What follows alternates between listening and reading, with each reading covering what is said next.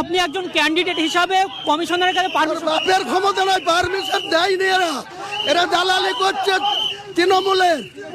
আমি ঘুরবো, আমার ঘোরার এখতিয়ার আছে, ওর বাপের ক্ষমতা থেকে যাচ্ছি। আজকে কি পায়ে হেঁটে ঘুরবেন? পায়ে হাঁটবো, গাড়িতে চাপবো।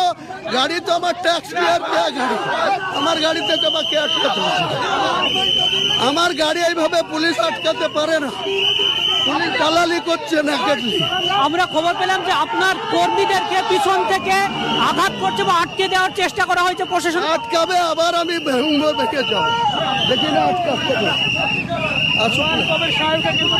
আপনারা দেখতে পাচ্ছেন যে হুমায়ুন কবির সাহেব আজকে নওদা বিধানসভার শেষ ভোট প্রচারে আজকে তিনি এই ভোট প্রচারে এসেছিলেন এবং এখানকার যে প্রশাসন তাকে আটকে দিয়েছে এবং আটকে দেওয়ার পর তিনি গাড়ি থেকে নেমে পড়েছেন এবং তিনি জানাচ্ছেন যে ভোট প্রচার পায়ে হেঁটেই করবেন। ভোট প্রচার তিনি পায়ে হেঁটেই করবেন। সেই চিত্রে আপনাদেরকে দেখাচ্ছি সরাসরি রিপোর্টার প্রেসের মাধ্যমে।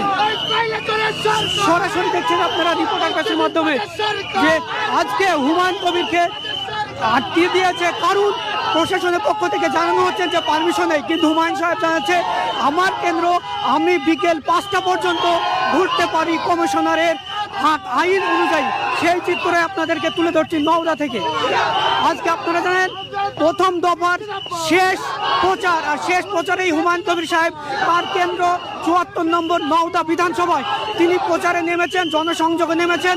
হঠাৎই প্রশাসনের পক্ষ থেকে তার গাড়ি আটকে দেওয়া হয় এবং তাকে পায়ে হেঁটে বাধ্য করে প্রচার করতে। সেই চিত্র দেখছি নওদা থেকে।